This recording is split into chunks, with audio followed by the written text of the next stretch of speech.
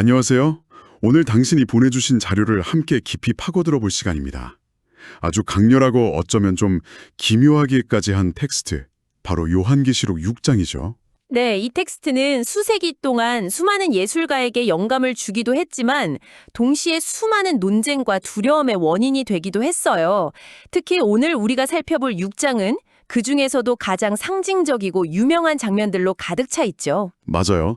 그 어린 양이 7개의 봉인을 하나씩 떼면서 벌어지는 일들을 그리고 있는데 솔직히 처음 읽으면 이미지들이 너무 강렬해서 좀 압도당하는 느낌이 들어요.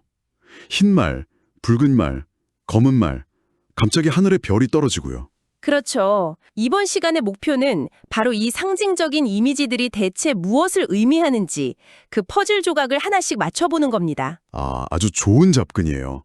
단순히 순서대로 따라가는 게 아니라 각 봉인이 떼어질 때마다 재앙의 규모와 성격이 어떻게 점점 더 커지고 심각해지는지 그 고조되는 긴장감을 함께 느껴보는 게 중요해요. 그렇군요. 그럼 그 유명한 묵시록의 네 기수로 알려진 첫 번째 봉인부터 시작해 볼까요? 좋아요. 첫 번째 봉인을 떼니까 흰 말이 나타나고 그 우리의 탄자가 활을 들고 면류관을 쓰고 있어요. 심지어 이기고 또 이기려고 나아갔다고 하잖아요. 네. 언뜻 보면 흰색, 면류관, 승리. 굉장히 긍정적인 이미지처럼 보여요. 이거 좋은 소식 아닌가요? 바로 그 지점이 이 텍스트의 첫 번째 함정이자 가장 큰 논쟁거리예요. 말씀하신 것처럼 긍정적인 상징들 때문에 초기 일부 해석에서는 이 첫 번째 기술을 그리스도나 복음의 승리로 보기도 했어요. 그럴듯한데요? 충분히 그럴듯하죠. 그렇죠. 저도 그렇게 생각했어요. 뭔가 영광스러운 시작인가 하고요. 하지만 바로 뒤에 어떤 기수들이 따라오는지 생각해보면 그 해석에 고개를 갸웃하게 돼요. 두 번째 기수는 전쟁과 살육, 세 번째는 기근, 네 번째는 죽음이거든요. 이 끔찍한 재앙의 행렬을 이끄는 선두주자가 과연 긍정적인 존재일 수 있을까요? 그러네요. 그렇게 연결해서 보니까 완전히 다르게 들려요. 그래서 대부분의 현대학자들은 이걸 정복전쟁의 상징으로 봐요. 평화를 가져오는 승리가 아니라 파괴를 불러올 정복력 그 자체인 거죠. 정복력이요? 이기고 또 이기려고 하더라는 구절에서 만족을 모르는 그 끝없는 지배욕이 느껴지지 않나요? 와, 평화의 탈을 쓴 파괴의 시작이라니 훨씬 더 불길한데요? 그러니까 첫 번째 기수는 직접적인 재앙이라기보다 앞으로 벌어질 모든 재앙에 도화선에 불을 붙인 셈이군요. 맞습니다.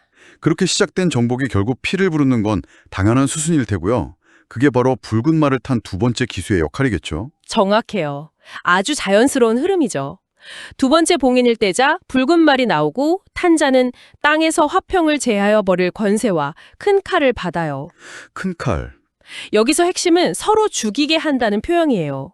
이건 외부의 적과 싸우는 일반적인 전쟁을 넘어서 내전, 분쟁, 사회 공동체의 완전한 붕괴를 의미해요. 서로 죽이게 한다. 네, 신뢰가 무너지고 이웃이 서로를 죽이는 그런 끔찍한 상황을 그리는 거죠. 큰 칼은 그 폭력의 규모가 얼마나 거대하고 잔혹한지를 시각적으로 보여주는 장치고요. 정복의 결과가 외부로의 확장이 아니라 내부의 붕괴로 이어진다는 게 정말 무섭네요.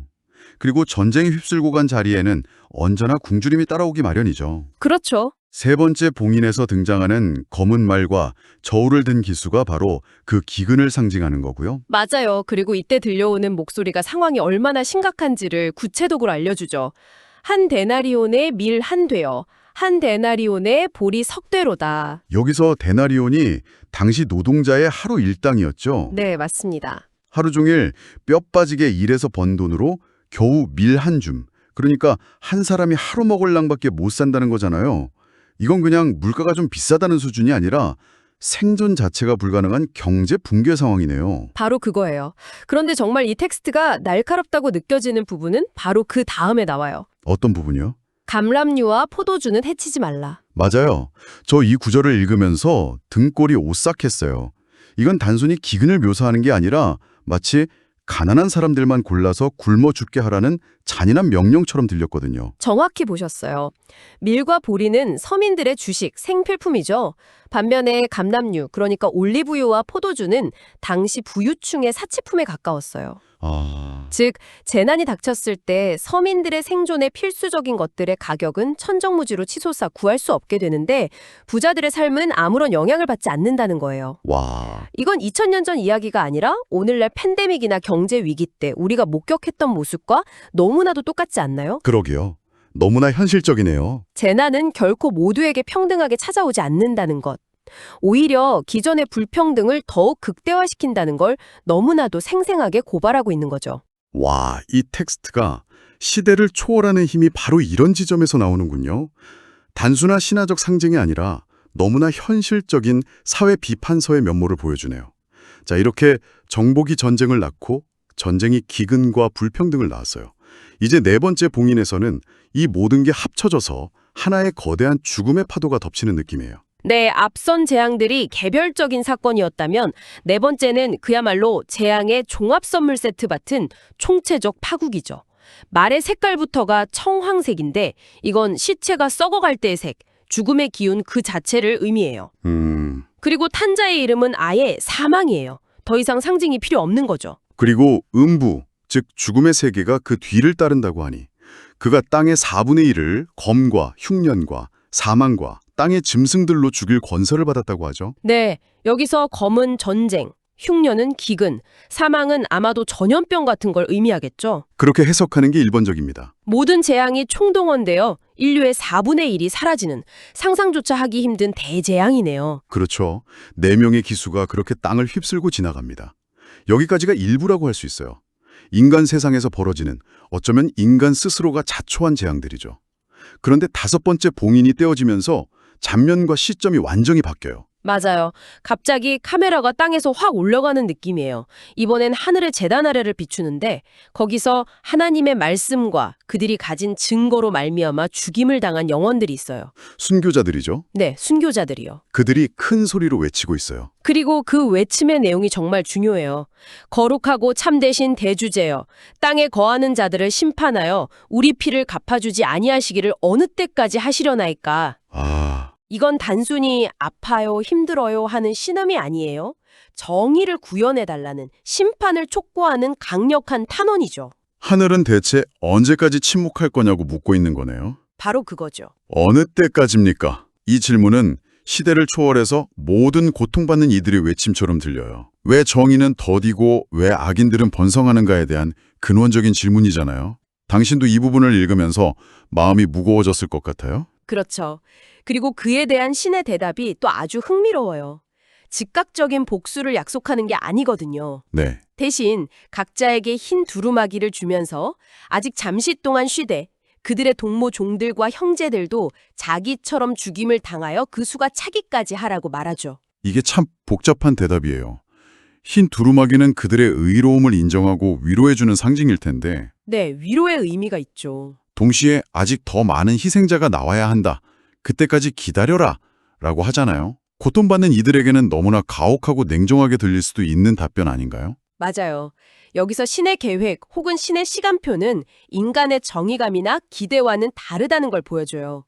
당장의 사이다 같은 복수보다는 훨씬 더 큰 그림 속에서 정해진 때가 있다는 거죠. 인내를 요구하는 거군요. 네. 어쩌면 이해하기 가장 어려운 부분일 수도 있어요. 하지만 이 순교자들의 외침과 그에 대한 대답은 앞으로 펼쳐질 더 거대한 심판이 단순한 파괴가 아니라 바로 이 정의의 실현이라는 목적을 가지고 있음을 분명히 해주는 중요한 전환점이에요. 그렇군요. 인간 세상의 재앙, 그리고 그에 대한 하늘의 관점까지 봤어요. 그리고 마침내 6번째 봉인이 떼어지자 와, 이건 정말 차원이 다른 사건이 터져요.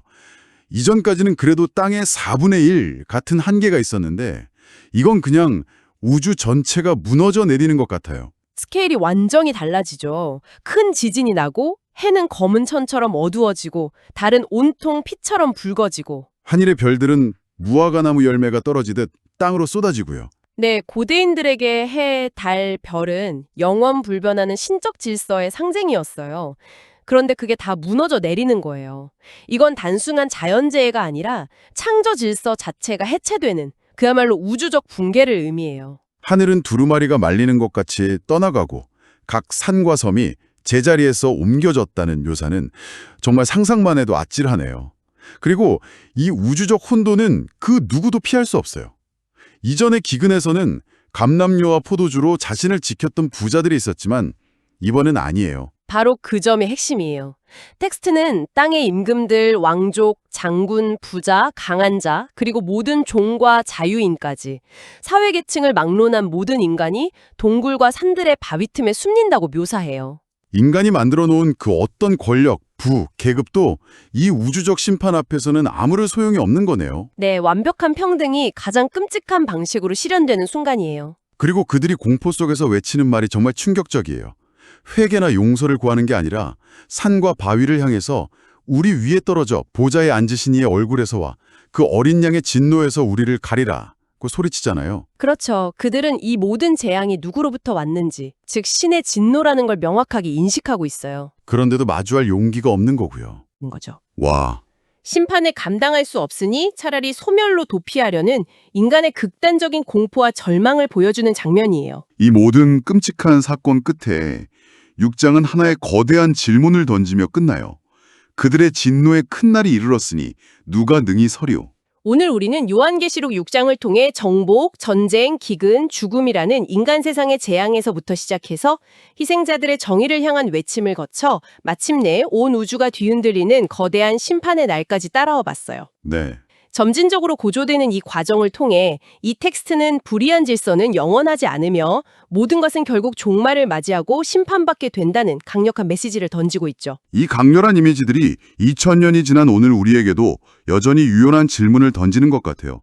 전쟁과 기근, 경제적 불평등, 전염병 같은 문제들은 여전히 인류가 마주하고 있는 현실이니까요. 네, 그렇죠. 그리고 모든 권력과 부가 무의미해지는 궁극적인 심판 앞에서 과연 무엇이 남는가 하는 생각도 들고요. 특히 이 장의 마지막 질문, 누가 능히 서리오, 즉 누가 버텨낼 수 있는가라는 이 질문에 대해 6장 자체는 아무런 답을 주지 않아요. 맞아요. 그저 그 거대한 물음표를 우리에게 던져놓고 끝을 맺죠. 그 침묵이 오히려 더 큰 여운을 남기는 것 같아요. 바로 그 점이 오늘 당신과 함께 생각해보고 싶은 부분이에요.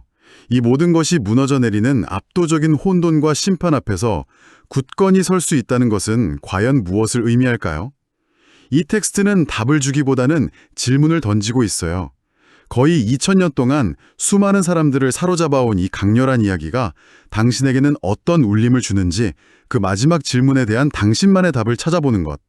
거기서부터 이 텍스트를 통한 더 깊은 탐구가 시작될 수 있을 겁니다.